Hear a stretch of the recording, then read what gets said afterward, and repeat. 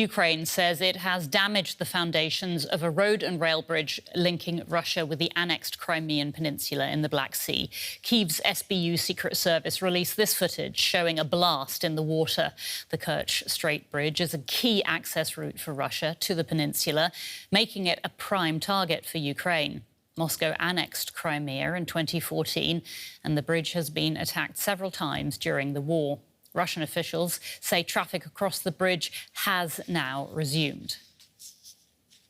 Now, the explosion at the Kerch Bridge followed a major Ukrainian attack that destroyed several Russian warplanes. Swarms of Ukrainian drones hit multiple Russian air bases, some of which are deep inside the country.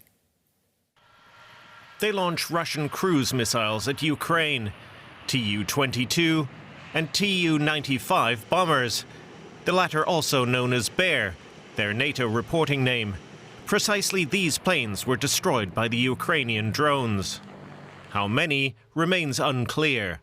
Ukraine speaks of 40 aircraft.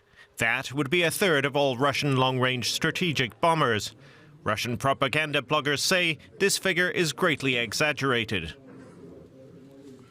There were 5 Tu-22 and 4 Tu-95 bombers destroyed, plus 1 Antonov transport plane, but these numbers can vary.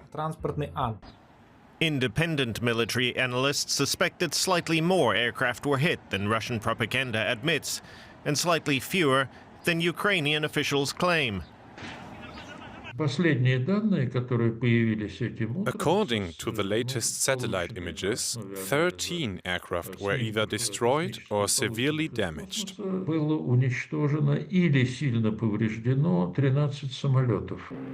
Developed in the 1950s in the Soviet Union, the propeller-powered Tu-95 is one of the oldest active military aircraft in the world. The bomber has been part of Russia's nuclear deterrent for decades. However, neither the Tu-95 nor the Tu-22 is produced today, and that means their loss cannot be compensated for. But besides the material damage, analysts say the Ukrainian drones have also caused enormous damage to morale in the Kremlin. For Putin, it's important not only to have the moral high ground, pretending that this war has something to do with history and something to do with claims for traditional Russian territories, but also have the upper hand militarily. But what we are seeing right now is technological advancement of Ukraine using cheap materials. This is the damage to the prestige of the Russian army, of Russian military, of FSB, and of all Russian secret services. The question now is how President Putin will react to this. A senior Ukrainian delegation is currently in the US capital for talks on defense support. We asked Olivia Yanchik of the Atlantic Council's Eurasia Center if Ukraine is still getting what it needs from Washington. I definitely think there's a lot of potential for Ukraine to get what it needs if Trump is to seize the opportunity that is being presented to him. This moment, especially with these attacks on Russian air bases, is definitely a moment that presents that opportunity. So, given that Russia sees the U.S. as a principal adversary, I think that this really advertises the damage that Ukraine can do to the nuclear-capable air forces of Russia. And there is presently growing bipartisan support in the Senate for sanctions. So at the moment, following these talks, it may be too soon to tell, but Trump's stance does still remain unclear. He won't confirm if he supports the bill, despite his ongoing frustrations with Putin.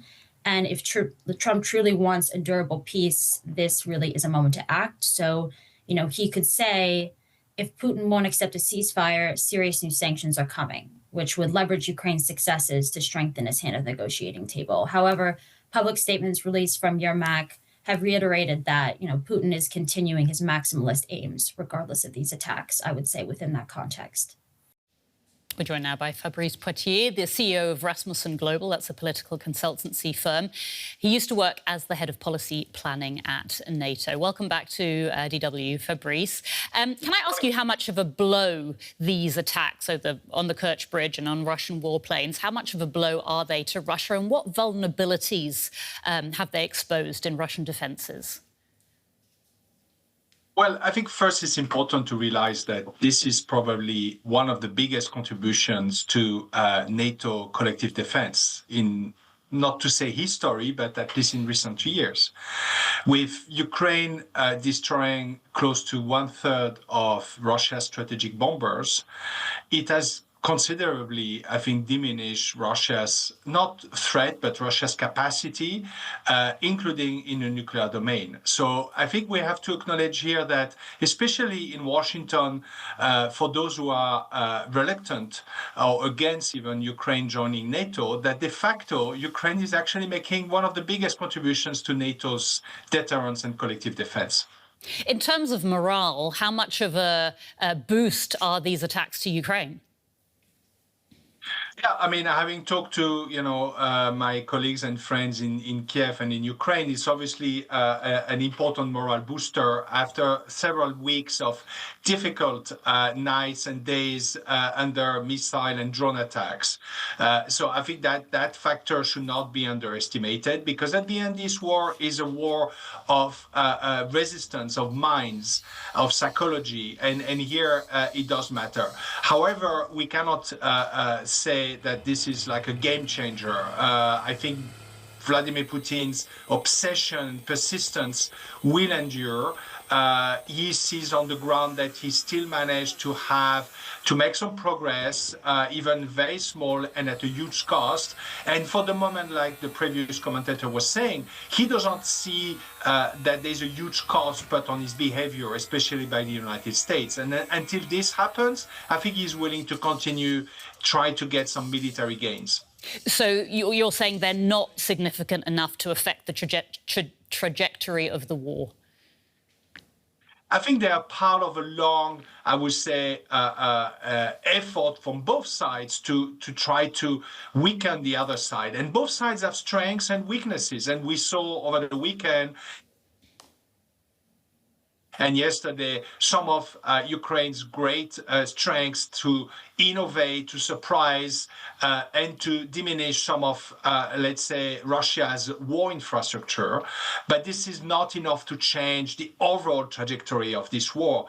I think what would be probably enough and would make a big difference is when the United States truly and seriously steps in, which it has not done yet. There is a sanctions bill that has been drafted and is ready to go in Congress.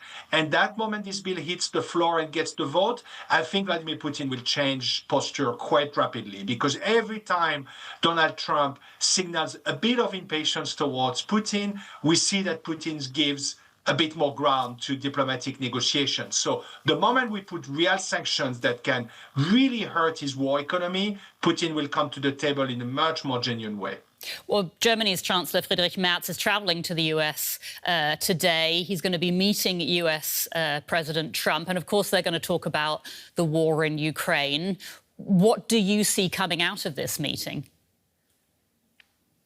Well, hopefully this comes out, meaning, only the US can pull that trigger, that big economic sanction trigger, because of the dollar and the dollar still being used for most of the global oil and gas transactions.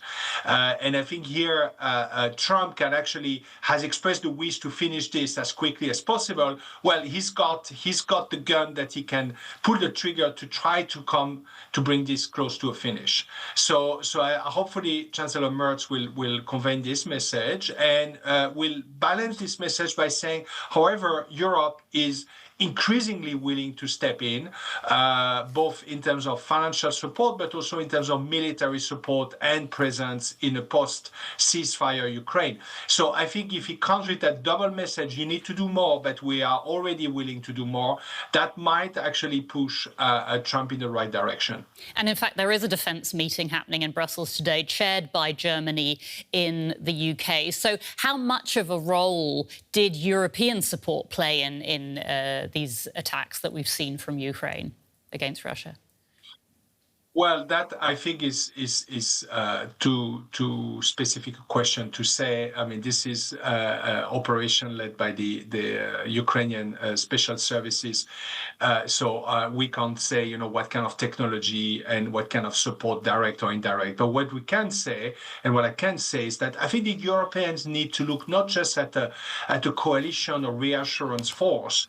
They need to look at how can they assemble the backbone for Ukraine to be able to do this kind of operation in terms of ISR, intelligence, surveillance, and reconnaissance, in terms of situational awareness, in terms of data fusion, all the things that the US is the main provider, which actually at some point the US might decide to pull out. I think these are the things that the Europeans need to get really serious in assembling, you know, putting their space capabilities, their intelligence services capabilities, the data fusion, so that the Ukrainians have the means to be able to continue prosecuting this war and striking Russia where it hurts. Fabrice Pothier, CEO of Rasmussen Global. Fabrice, we'll have to leave it there, but thank you so much for your insights. Thank you very much.